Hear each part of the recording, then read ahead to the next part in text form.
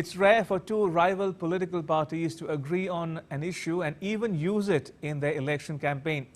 But no tax on tips is one such issue where two rival candidates in the US echo a similar sentiment, though they criticize each other to take credit for it.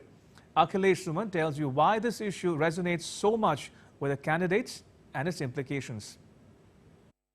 In elections, candidates often compete for the support of large communities that can translate into significant votes. According to the US Bureau of Labor Statistics, around 4.7 million people were employed in the food and beverage serving industry as of 2023. Including other sectors like hospitality, delivery services and personal care, the number of employees receiving tips could be estimated at over 6 million.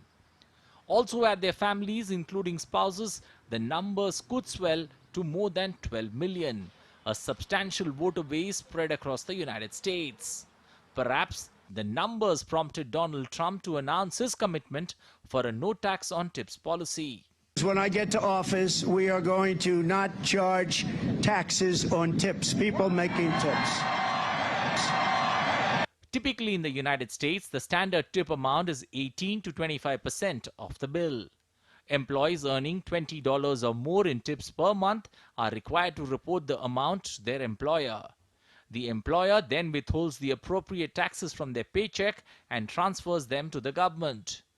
Not reporting a tip is a crime in the United States.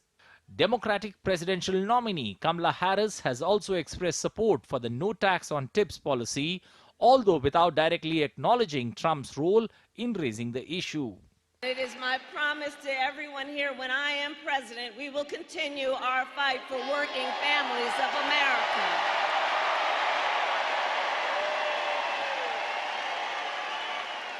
Including to raise the minimum wage and eliminate taxes on tips for service and hospitality workers.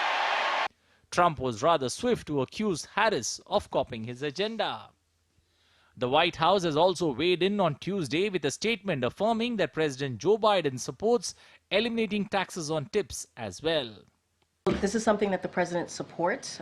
He supports eliminating taxes on tips for service and hospitality workers while also raising minimum wage. It remains to be seen whether the move translates into vote for any or both the candidates. But the policy is likely to provide financial relief to many families. Akhilesh Suman's report for DD India. And Alex Caddy joins us from Brussels for more. Alex, any EU reaction yet to Trump's interview with Musk? Well, certainly the main reaction here in Brussels hasn't been to the content interview, the interview itself, but mostly to the interaction between Thierry Breton. He's the Internal Markets Commissioner of the European Commission. That building behind me, he's in charge of tech and social media regulation.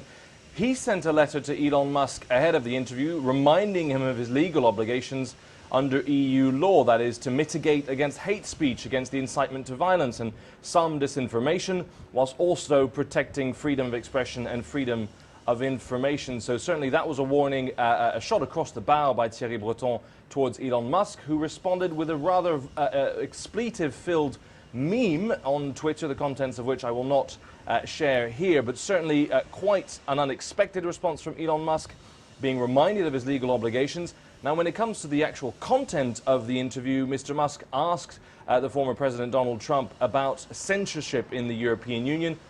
Donald Trump did not take the bait. He said that the EU was bad when it came to its trade deficit with the United States, but did not go into online and content regulation. Now, crucially, when it comes to Thierry Breton's warning, he was talking about the context of far-right riots in the United States. So what will have been seen perhaps as a small victory here in Brussels is the fact that those were not mentioned at all in that 2-hour interview. That said, Alex, Europe, much like the US, is faced with a problem of migration. Do you think Trump's promise of carrying out the largest deportation in US history will resonate with Europe? Will it have any takers in Brussels? Well, certainly that focus on immigration, that issue of immigration is something that is front and center in the minds of politicians here in Brussels, but also across the European Union. We saw that in the last European elections with the surge of far-right parties, and with Ursula von der Leyen, the new Commission President, putting a much bigger focus on tackling migration. But I suspect the similarities will probably end there.